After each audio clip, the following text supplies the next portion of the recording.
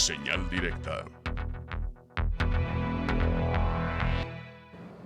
Nos da mucho gusto recibir en este foro de Canal 44 y además agradecerle su visita a la doctora Viviana Marriaga Núñez. Ella es infectóloga infantil y viene hoy a hablarnos de un tema que nos tiene muy preocupados a todos los que somos padres y más de niños, pues que han resultado ser muy propensos a este padecimiento en el mundo, doctora, la hepatitis, una nueva hepatitis, al parecer nueva, y decimos así porque todavía no se sabe mucho.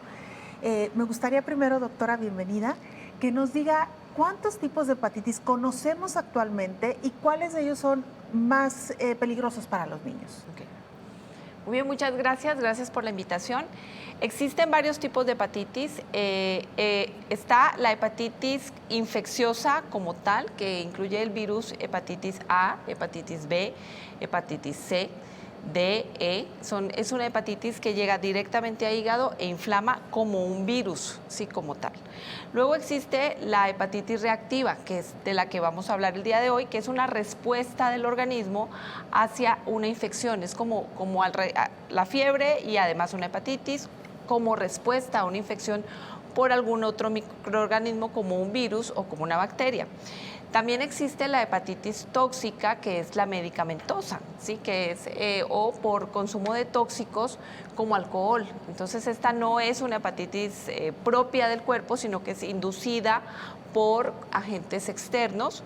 Y existe la hepatitis autoinmune, que es la que nadie sabe por qué sucede, pero el mismo cuerpo empieza a atacar el hígado y genera todas generan un daño a nivel de hígado como tal. Claro. Ahora, doctora, ¿cuáles son las que los niños son más propensos a contraer de este gran universo? La más común, Belén, es la hepatitis infecciosa del tipo A. ¿Sí? Que es la hepatitis que se transmite por agua contaminada, por heces contaminada, y es propia de la infancia. En cuanto empiezan los campamentos, los paseos, los convivios, esta se puede transmitir. Una persona infectada con hepatitis A contamina un alimento, lo ingieren muchos y todos presentan una hepatitis infecciosa tipo A. Esta sería la más común. De aquí sigue la hepatitis reactiva, que es algo que a veces pasa desapercibido y que genera una inflamación. A menos de que tomes exámenes, no te das cuenta y el hígado se desinflama solo también. Y yo creo que por último, la más rara sería la autoinmune, que es la que el cuerpo ataca, claro, el virus. Actualmente, ¿para cuáles de estas hepatitis hay vacunas? Existe dos tipos de vacuna para la hepatitis infecciosa propia de un virus, ¿no? Existe la vacuna para hepatitis A, que se aplica después del año, que son 2 dosis, dosis 0, dosis 6 meses, y previene la infección que te decía que se da por ingerir alimentos contaminados. Y existe la vacuna de hepatitis B, que se pone al nacer y tiene un esquema de 2, 4, 6 meses, con una alta tasa de protección para esta hepatitis que se produce o que se transmite vía hematógena, vía sexual. Esta no se come, esta se pone vía sanguínea. Vía sanguínea, por transfusiones. Fluidos. Esas son las dos únicas vacunas para las hepatitis de ese tipo que existen. ¿Y esta última que nos menciona da protección a lo largo de la vida o hay que revacunarse cuando se es adulto? La mayoría de las vacunas pierden su potencial de 100% protección cada 10 años, ¿no? Realmente estas vacunas deberían de hacer una dosis extra 10, 15 años después, pero en sí, en el grueso de la población, con la vacunación infantil es más que suficiente para prevenir los virus como tal. Ahora sí, vámonos con esta nueva, y lo quiero poner entre comillas porque todavía no conocemos mucho, de esta hepatitis infecciosa que está atacando principalmente a niños y de la cual se tiene todavía poca información, doctora.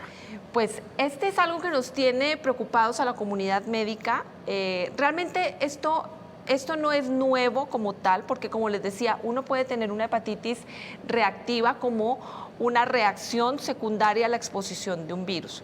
La coincidencia en esta ocasión es que son pacientes pediátricos menores de 16 años, pacientes que no habían accedido al esquema de vacunación de COVID, la vacuna, y en algunos de ellos se encontró un virus que se llama adenovirus 41F, que no es un virus nuevo, es un virus que ya estaba conocido como provocador de cuadro gastrointestinal e incluso un cuadro respiratorio, pero en esta ocasión estaba generando gran daño hepático en algunos pacientes.